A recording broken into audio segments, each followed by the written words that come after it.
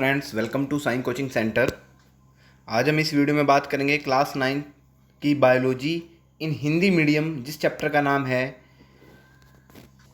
जीवन की मौलिक इकाई कोशिका। तो जैसे कि आपने पार्ट फर्स्ट के अंदर इस चैप्टर के बारे में पढ़ा, तो ये बेसिकली पार्ट सेकंड होगा। और इस पार्ट सेकंड के अंदर मैं कंप्लीट कोशिश करूँगा कि कंप्लीट पूरा चैप्टर हो जाए एक हिंदी मीडियम में। चलिए शुरू करते हैं अपने इस चैप्टर को। बिल्कुल बेस से स्टार्ट करेंगे हम। तो सबसे पहले हम जानेंगे आज कोशिका का जो आकार होता है वो कैसा होता है। कोशिका का भिन्न भिन्न आकार और आकृति होती है।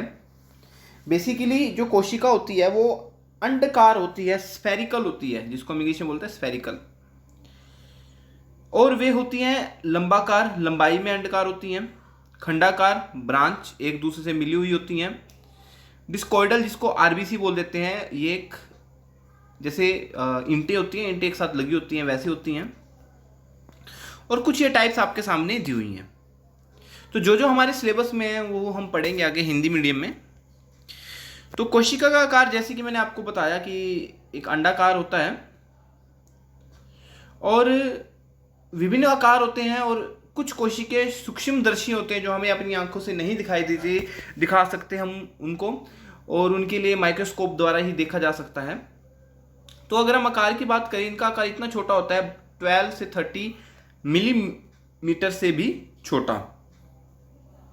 और सबसे बड़ी कोशिका, जो कि इंपॉर्टेंट क्वेश्चन है, 1 मार्क्स में आ सकता है, वो शत्रुमुर्ग का अंडा होता है 50 सेंटीमीटर से लेकर 8 सेंटीमीटर चौड़ा।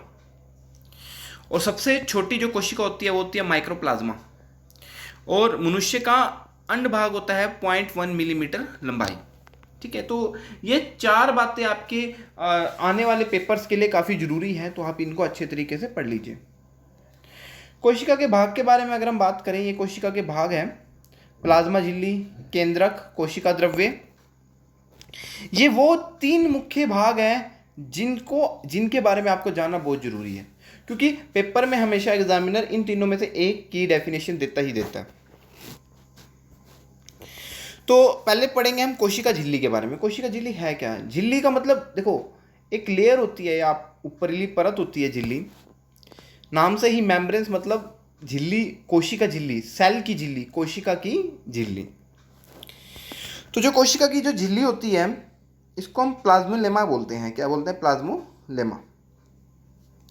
यह प्रत्येक कोशिका को दूसरी कोशिका के साथ कोशिका द्रव्य से अलग करता है। मतलब एक कोशिका, उसके ऊपर दूसरी कोशिका है और उसके बीच में जो द्रव्य है, तो द्रव्य से एक कोशिका से दूसरी कोशिका को क्या करता है? अलग करता है। यह जंतु कोशिका, पादप कोशिका दोनों में पाई जाती है। और इसके बाहरली परत को हम कोशिका भित्ति बोल देते हैं, कोशिका वाल। और यह प्रोटीन और लिपिड की बनी होती है।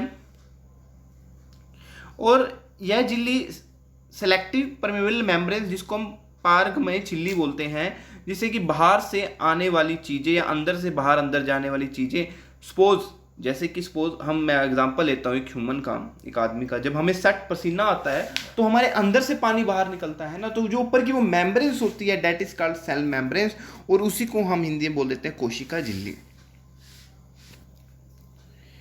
और सिंगर और निक्लोन के फ्लूइड मोसिक मॉडल के सिद्धांत, यह प्रोटीन की सतह जो कि लिपिड की 2 सतह के बीच सैंडविच की तरह होती है, वो 75 एंगस्ट्रॉम मोटी होती है। जैसे कि ये देखो, आप देख सकते हैं, ये फ्लूइड दिया हुआ है, ये प्रोटीन है, और ये डबल लेयर है, और एक ये चैनल है। तो इस प्रकार की कुछ झिल्ली होती है। आप डायग्राम को देखने की कोशिश करिए। प्लाज्मा झिल्ली, यह कोशिका के अंदर बाहर अणुओं को आने जाने देती है। मतलब कोशिका के जो अंदर और बाहर अणुओं को आने जाने देती है, जैसे कि मैंने पसीने का एग्जांपल दिया है। यह कोशिका का जो आकार है वो अच्छी तरीके से बनाए रखती है। मुख्य कारण तो इन्हीं के यही 2 होते हैं। अगर हम विसरण और प्रसरण के बारे में जानते हैं, विसरण क्या होता है, प्रसरण क्या होता है? विसरण उच्च सांद्रता से निम्न सांद्रता की ओर स्वतः गमन, वर्णात्मक झिल्ली द्वारा जल विलय के अणुओं को उच्च सांद्रता से निम्न सांद्रता की ओर गमन। और विसरण का जो दूसरा पदार्थ है यह दोनों पदार्थ की सांद्रता को समान कर देता है, या दोनों, और प्रसरण में यह दोनों पदार्थ की सांद्रता को समान कर देता है। तो विसरण और प्रसरण को आप अच्छे तरीके से समझेंगे, जो मैं आगे अभी आपको समझाऊंगा। बाह्य प्रसरण और अंतः प्रसरण, कोशिका के अंदर के विलयन का बाहर का गमन, मतलब क्या होता है, कोशिका से अंदर से बाहर, बाहर से अंदर जो आना जाना होता है वह प्रसरण ही कहलाता है। और प्रसरण के भी कुछ प्रकार होते हैं जो कि हम आगे पढ़ेंगे। सरमपरि विलयन, यह कोशिका के अंदर और बाहर की सांद्रता समान है या समप्रसरी विलयन है, जिसको हम आइसोटोनिक सॉल्यूशन बोल देते हैं।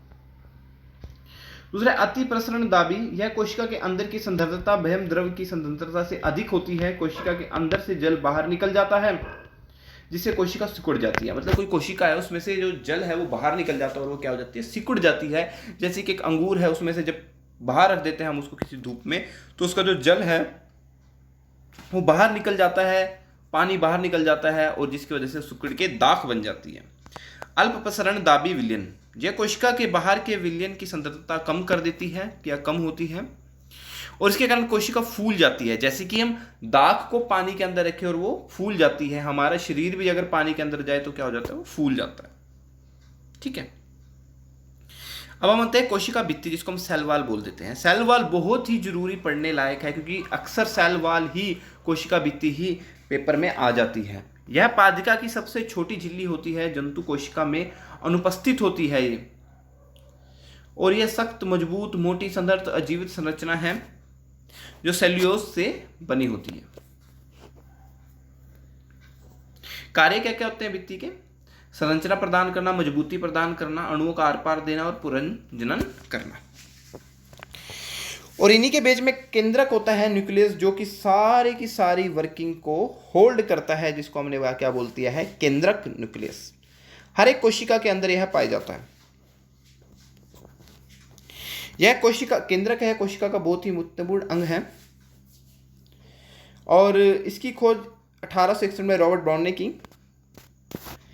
और यह प्रीयूकैरियोटिक कोशिका में प्राथमिक केंद्रक होता है, और इसके अंदर भी एक झिल्ली पाई जाती है जिसको हम न्यूक्लियर मेम्ब्रेन्स बोल देते हैं, केंद्रक झिल्ली बोल देते हैं। और केंद्रक द्रव्य में केंद्रिकाएँ होती हैं और क्रोमैटिन धागे होते हैं, और ये डीएनए के बने होते हैं। कार्य क्या है, अभी मैंने आपको बताया, शरीर की जितनी भी क्रिया को या कुछ भी एक्टिविटी है उसको नियंत्रण करना। एक पीढ़ी से दूसरे पीरियड में जो सेल हमारे जाते हैं, ट्रांसफर होते हैं, तो उसमें भी ये बहुत ही केंद्रक बड़े जरूरी होते हैं। अगर केंद्रक ही ना हो तो ईजिली से सेल परफॉर्म नहीं कर पाएगा और वो क्या हो जाएगा, खत्म हो जाएगा। और इसका कोशिका के अंदर एक द्रव्य पाया जाता है जिसको हम बोलते हैं साइटोप्लाज्म कोशिका द्रव्य, जिसके अंदर अंगक तैरते हैं। अंगक क्या होते हैं, तैरते हैं।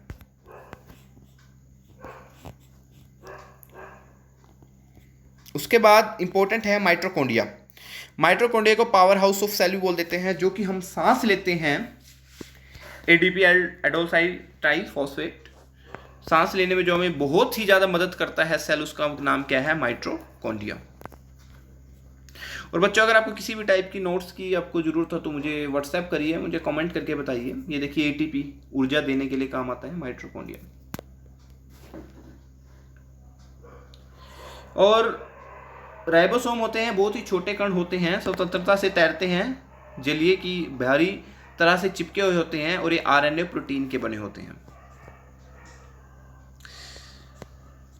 अब उसके बाद हम कुछ ये दो अंतर को पढ़ेंगे, चिकनी अंतर्द्रव्य जलिका और खुरदरी अंतर्द्रव्य जलिका। चिकनी में क्या होता है, ये जलीय नालिकाओं से बना होता है, और जो खुरदरी होती है यह सिटर्नी और नालिकाओं से बना होता है। इसमें लिपिड बनने में मदद करता है इसको, और इसके अंदर प्रोटीन संश्लेषण में सहायक करता है। इसमें राइबोसोम अनुपस्थित होते हैं, इसमें उपस्थित होते हैं। मुख्य जो कार्य होता है इसका, वो मध्य प्रोटीन के परिवहन के नलिका सुविधा प्रदान करना होता है।